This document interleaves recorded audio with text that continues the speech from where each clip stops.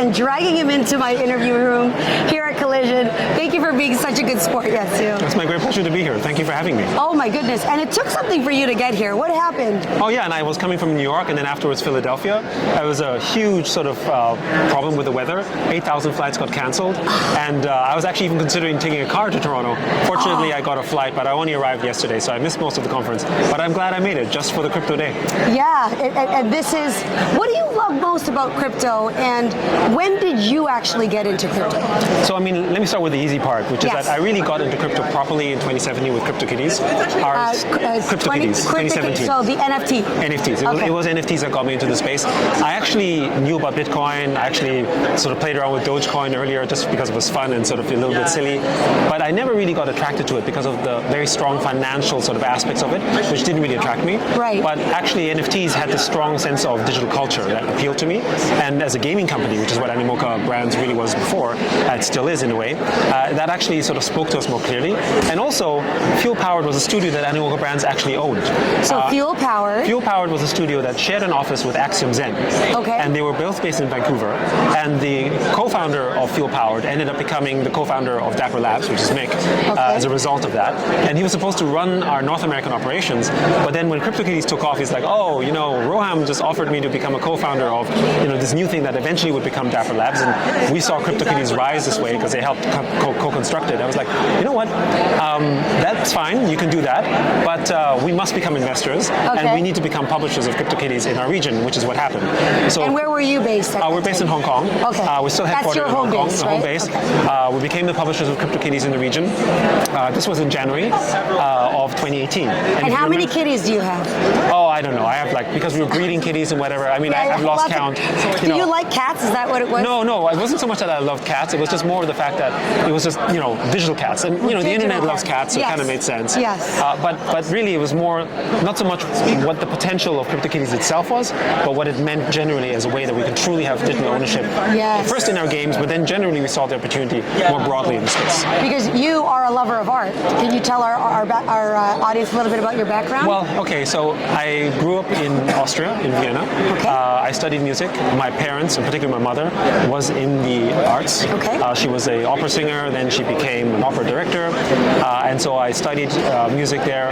And the entire circles in which I grew up was all sort of in the creative circles because of my mom. I think, and so that was, you know, and Vienna was all about arts and so on. So that was great, and I also traveled Europe, right? But I would say one of the things that shaped me in Europe wasn't just that I grew up with arts. It was also that my mom used to work at the Komische Oper, which is basically in Berlin, but in the 80s, that was East Berlin. So I would literally visit her and go across the border, across Checkpoint Charlie, and see her. And then I saw Perform. But also see where she worked, right? Okay. And see her environment as a kid. And that had somewhat of a formative experience for me because it was such a huge contrast to go from west to east. Yes. You know, now most people don't even know what that is. And that has sort of, today when I think about how we think about capitalism and how we think about the Web3 space, is part of the inspiration as to what we saw, all the things that went wrong in that part, but also then coming to the US afterwards, because I ended up, you know, fast forward, I ended up working for Atari. What year was that? This was as a consultant first in the 80s, mid to late 80s. So I was a kid still. And I got into that space. That's so cool that you worked for Atari as a kid. Well, the reason I did that is because I ended up writing software and put it on this online service called CompuServe, which is this pre-internet, pre-metaversal service. It wasn't even online in the traditional sense. And people recognized my software, downloaded it, and ended up sending me money, and I didn't have a bank account. So that kind of helped me sort of enter the space. How do they send you money without a bank account? They send you a check.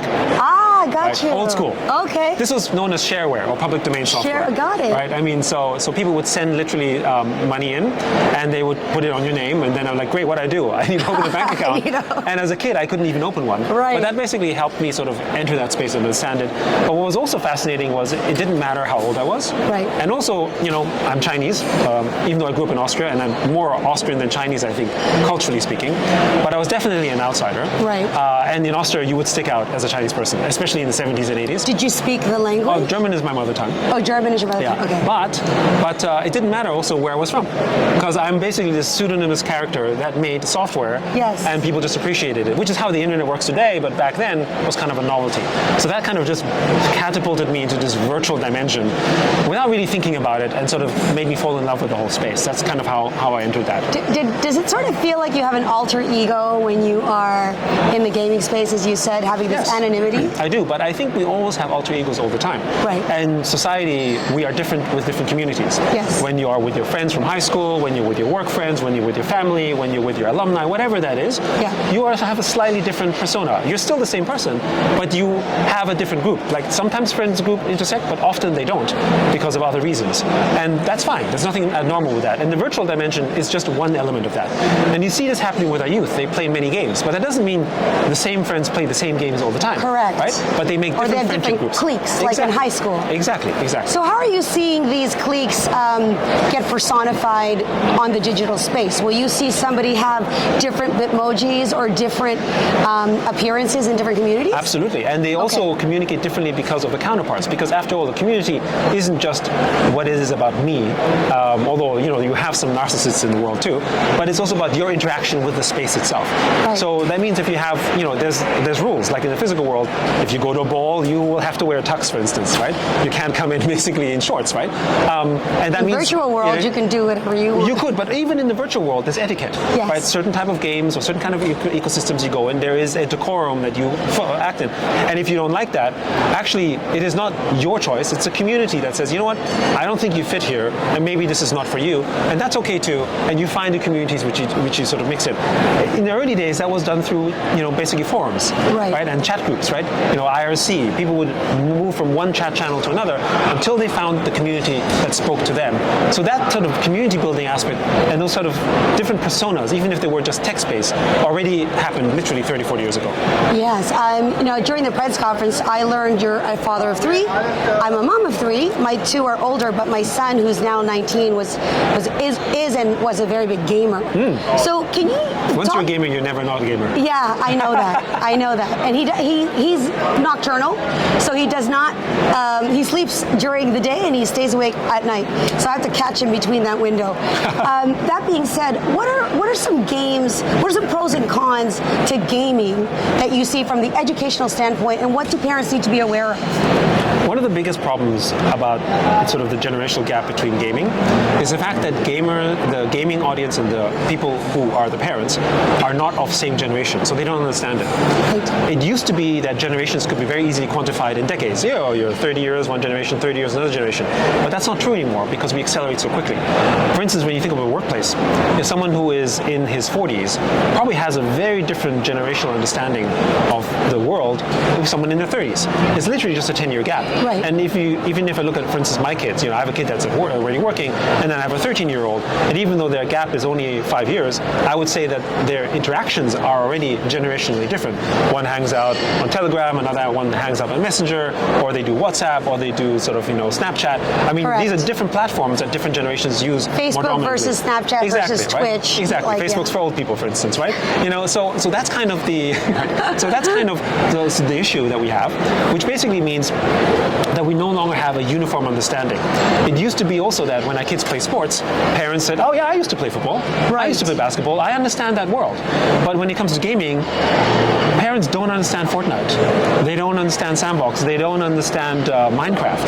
How do we bridge that gap? So- and what is Animoca brands addressing that? So I think the gap has to be that if for parents, they have to participate in the world, but not in the manner that they have to play with it. They just have to attend it. Like I sort of joke about this as when my kids were very young. I would watch them swim. You bring them to swim class and they watch them swim. It's kind of a waste of time because they're mostly underwater. Right. So you don't actually get to see them. Right. They don't get to see you either because they're down there. And you just get to hang around with the parents. And I'm just like, why am I going here? Because I'm socialing with the parents, but I'm not really seeing my kid.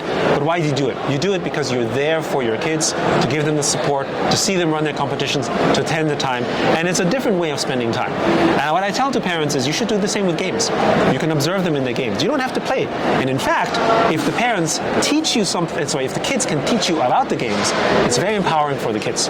Because they love it. Because kids, not only do they love it because they're bringing them into their world and bring you closer, Also, the kids themselves actually are better than you at games, Yeah. right? I mean, way better. And that's, by the way, is a dynamic that isn't normally comfortable. Certainly, my relationship with my mom isn't like that, right? But the relationship that we now have with our children who are digitally more native, they're much more better online with things. Like my daughter has to teach me about how to use Instagram. It's like, oh, you could do this and you could do that. I was like, oh, I didn't know How that. old is she? She's 16, right? Wow. Right? Okay. You know, and does things that I have no idea about, but I value it because she gets it much better because she's a native. And I'm really a tourist in that environment. Yeah. So I think we have to sort of change our paradigm in terms of the sort of the playing field, that being a parent is no longer about being the superior being the all-knowing being, which is kind of how we might think we need to be, but essentially treat them as equals in the digital world to the extent that actually they're better than you and they can teach you something about it. And once you have that understanding, then I think you have this acceptance. One example I give often is, you know, when parents ask me this question, when is enough screen time? They're playing games all the time, all that type of stuff. Well, you can set rules, as parents do. But what you do is you set rules as to the game environment. So, you know, for instance, you're playing a game and you're with friends. Maybe they're just at the end of a mission or a quest, and then it's dinner time. Most parents will say, it's dinner time, it's 7 o'clock, time to stop the game. But he's in the middle of a quest. He needs another 5 or 10 minutes, right? And then you, you know, just 5 more exactly. minutes. But then you shut off the game because parents are pissed off and like, you didn't come for dinner. The kid's pissed off because he just let down. His friends are pissed off because they're like, what happened? Now just imagine this in the world of football. You know, there's a draw, there's overtime, you've got 15 more minutes to play, and good analogy. And you know, you're the lead striker of the game. Mom's saying, dinner time, you got to get off the team. What's going to happen, right? That will never happen. You are going to be a bad mom. Exactly, right? And they know this because they understand those rules. Yes. So what we tell the parents, understand their rules and with parameters around the rules. The kids will say, look, I need 10 minutes to finish this level, kill this boss, do this quest, set the parameters, and then you'll have a happy kid. Because, you know, the problem is when the kid is frustrated, then he goes to dinner, and then he has a foul face, obviously, because he's just pissed naturally. Yep. And then parents are like, why are you pissed off? It's like, no, you know, and it's explosion after explosion, and then the fault becomes a video game when in fact it's... Sorry, Kyle, is it dead? The battery's going to be... In about, okay, is going to kill it?